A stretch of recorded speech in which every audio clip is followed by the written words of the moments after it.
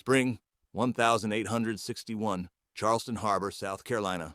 A small fort stands on an artificial island, a handful of soldiers surrounded by tension thick enough to taste. They don't know it yet, but history is about to erupt around them. This is the place where a single shot would tear a nation in half. For decades, America had been two countries pretending to be one. The North, industrial, crowded, driven by the hum of factories and railroads. The South, vast, slow, drenched in the heat of cotton fields and the sweat of enslaved labor. They looked at each other across a widening gulf and saw strangers. To the North, slavery was a moral wound. To the South, it was the foundation of their world. They spoke the same language, read the same Bible, but lived in different centuries. Every new state that joined the Union brought the same burning question: would it be free or slave? Compromise after compromise, the thread holding the Union together began to fray.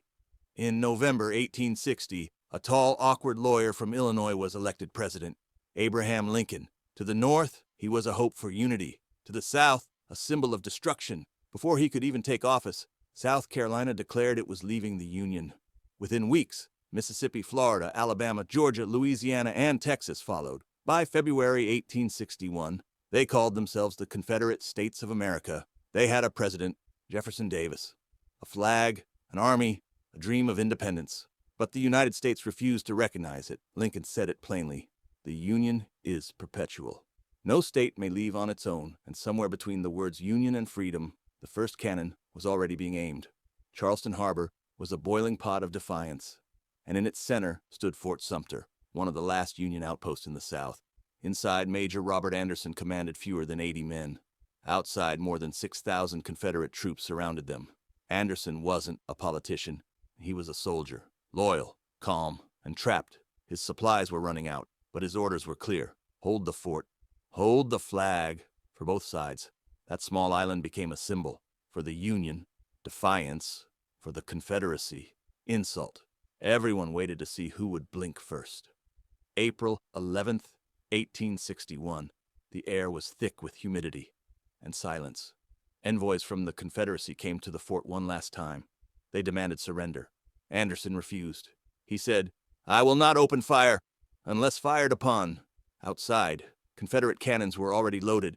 At 3:20 a.m., a messenger galloped through Charleston's dark streets.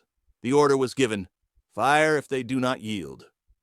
At 4:30 a.m., a single shell arced through the sky. It burst above the fort, a white flash over the harbor.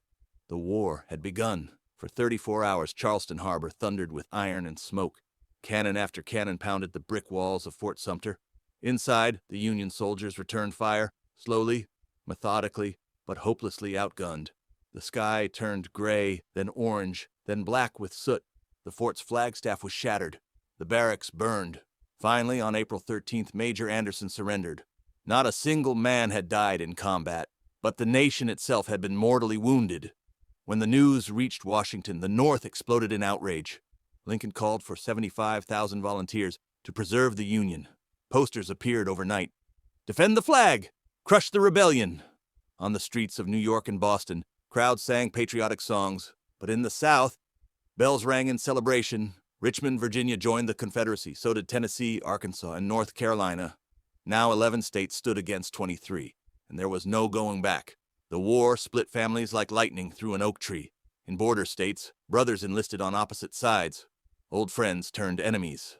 Robert E. Lee, a loyal U.S. officer, Wishunigi Irish, was offered command of the Union Army. He declined. "I cannot draw my sword against my home, Virginia." The war that began in one harbor would consume an entire generation. 4 years later, over 600,000 Americans would be dead. Cities burned, plantations vanished, slavery was abolished, and Abraham Lincoln was gone, a martyr to the nation he tried to save. But the echo of that first shot, the one fired in the gray light of April 12th, never really faded. Fort Sumter still stands today, a ruin, a reminder that sometimes a nation doesn't collapse all at once. It breaks slowly, word by word, law by law, until one morning someone fires a cannon, and there's no turning back. One shot, one moment, that split America forever.